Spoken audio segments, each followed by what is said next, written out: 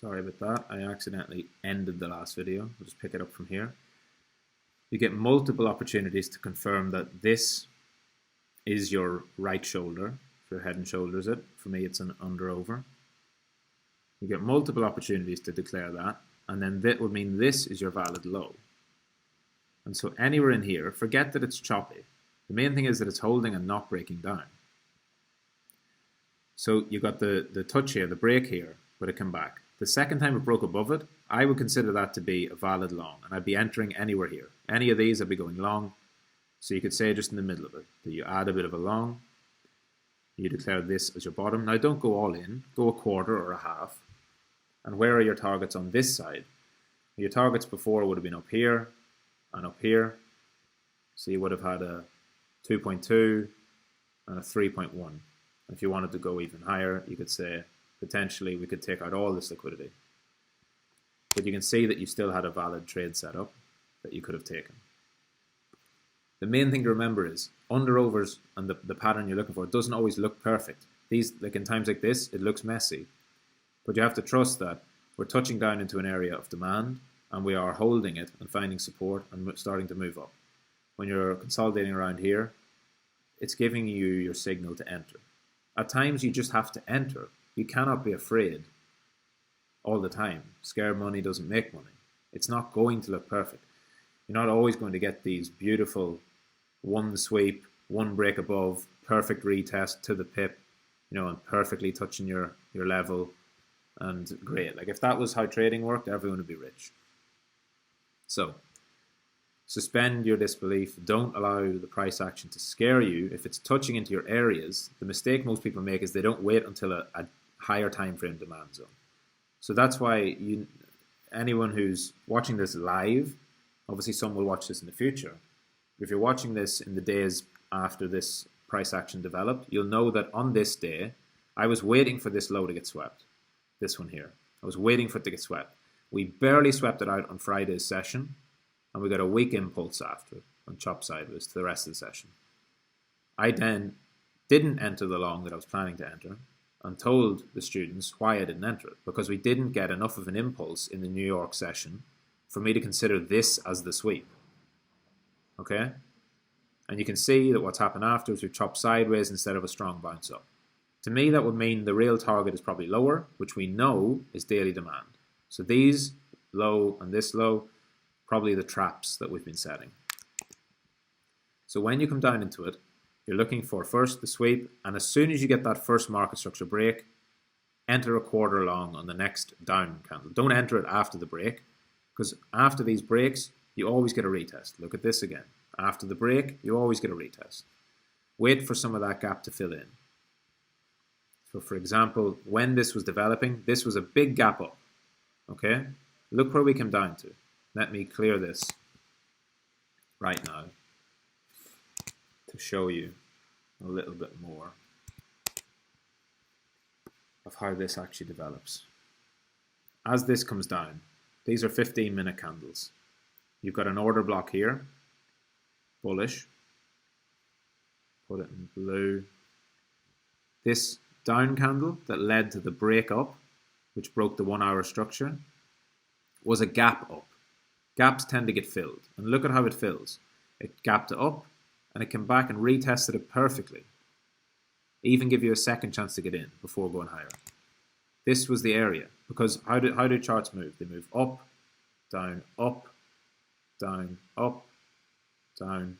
And what they're doing each time is retesting these old areas. So what we had was a move up, down, up, down, up, down, up. Okay, you can see it came back to test the area. So wait for the big gap up to happen. That's your sign of bullish impulse. But that's also where people FOMO in with 50x and 100x leverage. So allow them to get liquidated and to panic and close, and then enter. Enter on the retest. If you don't get the retest, doesn't matter. There'll always be another trade. You don't have to enter every single trade. So when you're looking at, for example, what's going to happen here, hopefully, you're looking for the same thing. You want it to come down, up, sweep, big impulse, enter on retest. Enter a quarter or a half, wait for price to develop. If it continues to hold, especially if it breaks. The more times it breaks back above the original market structure level. So the first time it breaks up, it could just be a run of liquidity and go lower. If it goes down here, enter a quarter anyway, because that's your entry. Comes back, goes above this line again, good sign. Enter maybe another quarter. Goes above it again, great sign. Enter the rest of your trade. Consider this your bottom. Then what do you get? Your same targets as above. You're entering on the retest, you're entering around this white line. You're entering here. Let's say you enter again here. Let's say you enter again around there. So on average, you're entering somewhere around there. Your stop goes below this low. Your target is the swing H4 swing high. There's 2.36R. Good risk reward. Should be a trade you take. And that's only target 1. Target 2 is 3. Target 3 is 358 all the way up to almost 4. So you have loads of opportunity there for a profitable trade. But remember, remember your hierarchy of demand and supply. This happens both ways. If I flip the chart and you imagine this as the other way around, you would have a daily resistance. This is now daily resistance. Daily resistance will be strong enough to send us back to a H4 support because the higher time frame takes preference. So as you look at it, your daily support should hold. This daily support should absolutely hold because we have gaps above. We have an inefficient, incompleted chart above. Price action should test that. Daily support should bounce us into a 4-hour resistance. After that point, then you can reassess and make your next trade. All that matters is the chances, the odds, probabilities are saying that daily will bounce us to the 4-hour. So if you remember that, you'll never go wrong. I'm not saying you'll never lose a trade, but on balance over time, which is how you trade, it's probabilities over a long time frame, you will end up making profit.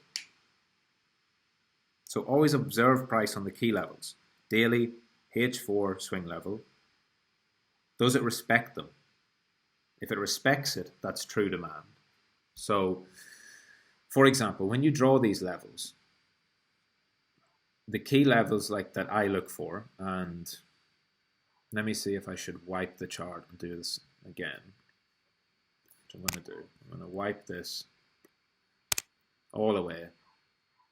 And I'm going to mark it from a daily down again. So I'm going to look and I'm going to say daily support. Pretty obvious here. Daily support. Okay.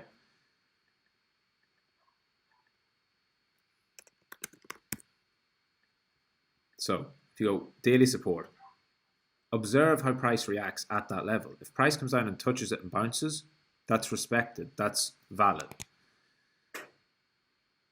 You've got 4-hour. Done it again. 4-hour.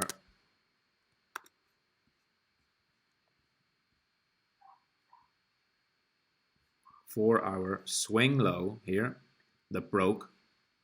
So this is a swing and a market structure break. Again, just observe that when it comes up, if we come up and we tag right off it almost perfectly, and it doesn't have to go all the way down, even if we just tag off it and get resistance, even if it comes down to here and holds and goes higher, the main thing is if it bounces off these levels, then you know you're in an efficient technical market. Same with this order block. If we retest this order block, and same thing, if we get a wick into it and it comes back, your levels are valid. Then you're basically you're doing your job right. You are trading correctly. A great example is this one, where we had this 4-hour supply, or sorry, 4-hour demand block. You see it here. We were chopping around here. We had this final attempt to go lower, rejected, and we pushed higher. And we broke these highs and we broke structure bullishly. When we revisited, look at it. To within, that was 29,339 down to 29,311. So within $20, it wicked and bounced, and we got a decent bounce. You could have easily had resting bids there and got a nice long all the way up into an area of known supply, which was this old block that used to be support because it pushed us higher. We broke through it. It's now acted as resistance. So this 4-hour block, and this is only playing between 4-hour blocks, which is still very wide for a scalper, but it's still acted as resistance.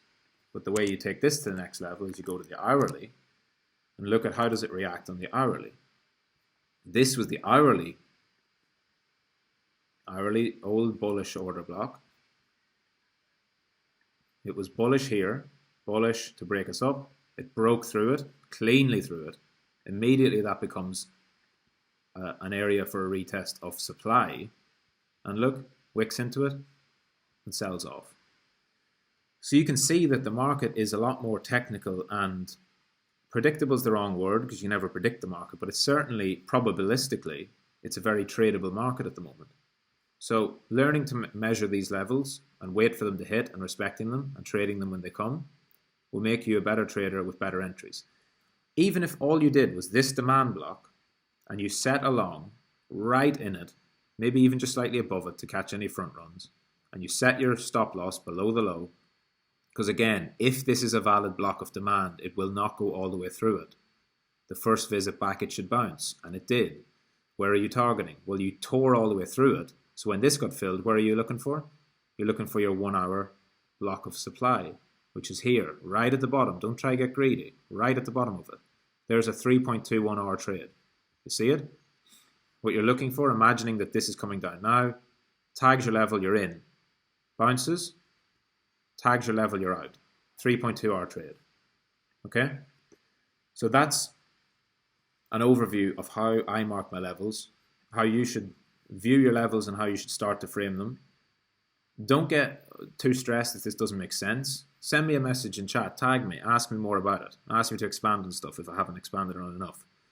The main thing for you to focus on is knowing how to mark these levels, watching price action. Does it respect them? If price is never respecting your levels, you're marking your levels wrong. Keep doing it. Keep going. You have to remember, I've been trading for years. It's second nature to me. It won't be to you at the beginning. But eventually, it'll become a lot more, not easy, but it'll become a lot more understandable. You'll get a lot more success. You'll feel that sense of mastery coming over you. It's like anything you do. You play an instrument. You don't know it on the first day. You feel like, but nobody gets stressed and upset. So I'm quitting guitar because I can't play like a famous rock star on the first day. Of course you don't. Over days and weeks and months and years, you get better and better and better, and you feel it, and you start to understand it. Price action trading is all pattern recognition. It's learning to spot what an order block is, spot what a daily support level is, understanding that daily is more important than 4 hour, is more important than 1 hour, is more important than 15 minute. Your entries, and you remember the analogy of the wall, your entries should be on a 15 minute or 5 or even 1. It's up to you. Again, don't stress. It's personal preference. But if you have a 15 minute under overforming within a daily area of support, I know that's not the daily support, it's below it, but you understand what I'm saying. If you have a 15 minute pattern on a daily, in an area of known daily support or even 4 hour support, that's when you know you can take your trade. All right. So that should clear up everything you need to know about marking levels from a beginner's perspective, I suppose. I'm happy to expand on this much more. Tag me in the chat, mark your levels, send the chart to me, tag me in the chat again. I'll tell you, is it valid, is it not valid? And I'm happy to explain anything more as it comes. But this is lesson 11 of your how to trade from me. This now gives you the full basis, the full foundation for how to be a profitable trader. It's not going to teach you everything that I know. That's what Scalpers University is for, and absolutely I encourage you all to do Scalpers University. But everything I've shown you in these 11 lessons, if you take it on board, plus the basics from before of how to execute trades, will make you infinitely better as a trader if you're a beginner. And even if you have experience, I'm sure there's things in it that you haven't covered before and that will help you. So understand that, put it into practice, play with small stakes. Don't do demo trading, play with small stakes. And again, I cover this often, but small stakes confuses people. If you've got $1,000 total in your scalping balance, when you're a sufficiently skilled trader, I would say risk 2% of that, which would be $20 on each trade. Okay, 1% of 1,000 is $10. 2% of 1,000 is $20.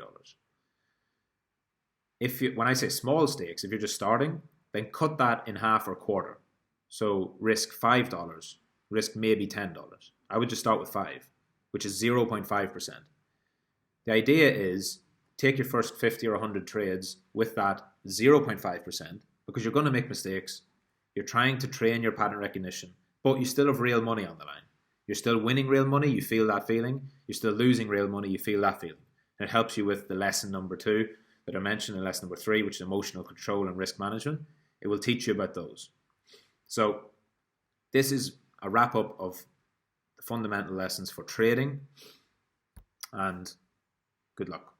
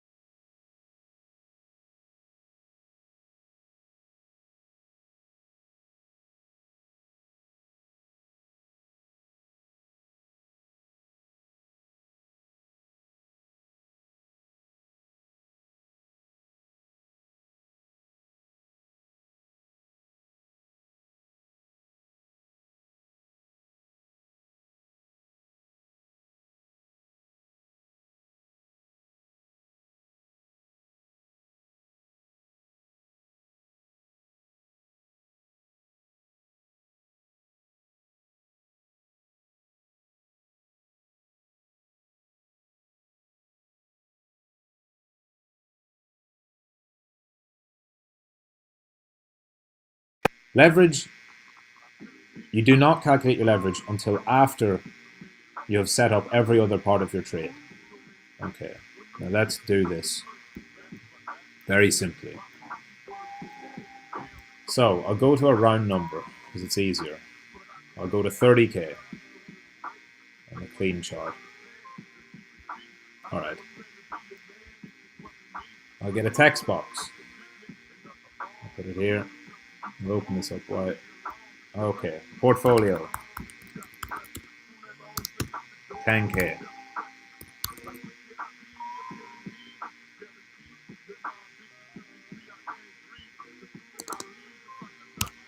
One hour. This is how everyone should think. Alright? Equals 2%. I recommend 2%. If you want to use 1%, that's fine. If you want to use 3%, that's fine. Just don't use more than fucking 5%, okay? Don't be autistic about it. Whatever. If you use 5% as your 1 hour, that means you can withstand 20 losses in a row before blowing up your account. Right? Anyone should be able to do that. 2% is better for it just is for over the long term.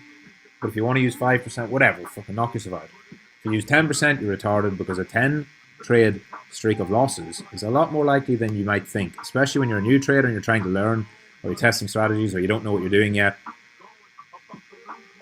You just trust me on it. 1 hour, whatever it is. If your portfolio is 1 grand, calculate based on that. If it's 100 grand, same thing. I'm just using 10 because I always use 10. It's easy. 1 hour equals 2%, which equals $200. Okay, now, everyone following me so far, have I talked about leverage yet? No. Now, we've got a great trade we want to take. We want to buy 30k. And forget, I'm not actually going to use the candles. Like, obviously, I'm not basing this on any real candles. We want to buy it at 30k. So we open up our long position tool. Account size doesn't matter. Risk, but none of this shit matters. The only thing that matters on it is the entry, 30. Let's say our stop loss, we want to have it at 29. And we want to take our take profit at 32. That is a 2-hour trade. See the little 2 there? That means that's double. You risk 1, you make 2. Right? So if I risked $1, I would make $2. $1,000, 1,000 points of movement of risk for 2,000 points of movement, dollars of movement for reward. All right. So we know now that it's entry 30k, stop loss 29k, take profit 32k. Have I talked about leverage yet? No. Okay. Now what do? Well, we've got 10k in our FTX account, or our Binance account, or KuCoin. Don't use KuCoin, just in case. Stick to FTX or Binance. If you're in the US, Coinbase, Kraken, you've heard us talk about this. So, we've got 10k in our account. I want to risk $200 on price moving $1,000. Okay, so for price to move $1,000 in price, I want to, if that happens, I want to lose $200, no more. Okay, so what do? I take 200 divided by 1,000 equals 0.2. Does everyone know why that is? 200 divided by 1,000, because I want to risk 200. So my risk is $200 if it moves $1,000 in price. That means I get 0.2. The number 0.2, well, let me type this up. So your risk divided by your stop loss.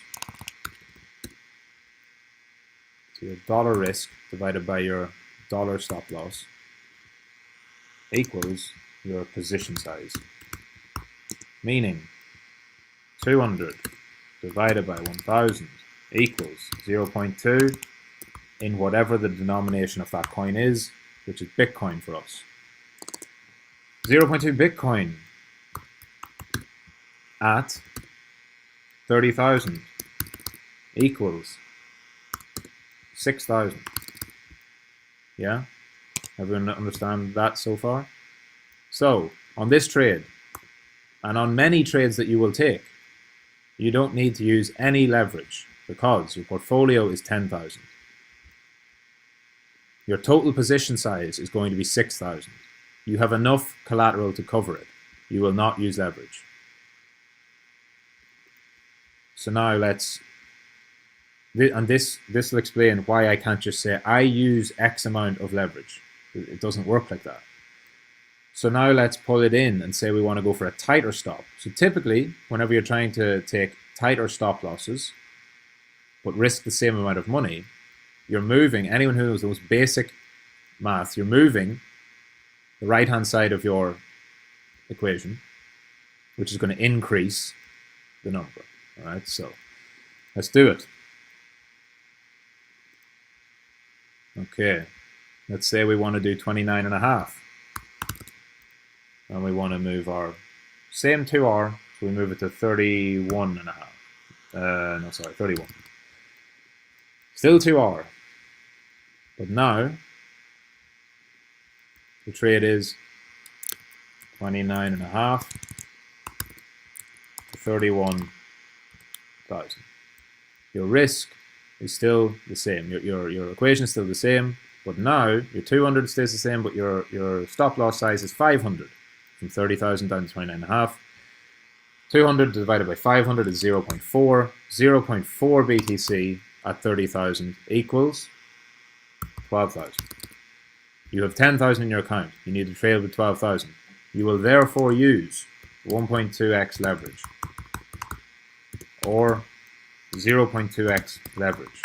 That's just a function of different exchanges who phrase it differently. If you use an FTX account, your leverage at 1x is 0. So 1x is just flat, no leverage. So anything above that equals some leverage. On other exchanges, your leverage is 0. So if anything above 0 is using leverage. So if you use Binance, I'm pretty sure, I haven't used it in a while, but Binance, if you were to put this trade on, it would be 0.2x leverage. 1x leverage on those exchanges would actually be double. So you're trading 20K with a 10K balance. But either way, you can see that the leverage is not a function that you can figure out before the trade, before anything else. You can't just say that I use 5x leverage. You can't say that. You have to work your trade out first, and then leverage will be automatically calculated for you based upon the collateral that you're using. All right? Obviously, I don't need to do this, but if I narrow that down even more, the leverage would increase higher. Okay? So the smaller and smaller and smaller it goes, the more and more leverage you will use because you're trying to capture smaller movements in the market, but you're trying to risk the same amount, so you're going to use more leverage. And typically as a scalper, you will do that. You will trade on smaller moves, so you will have to use some leverage. You never have to go crazy.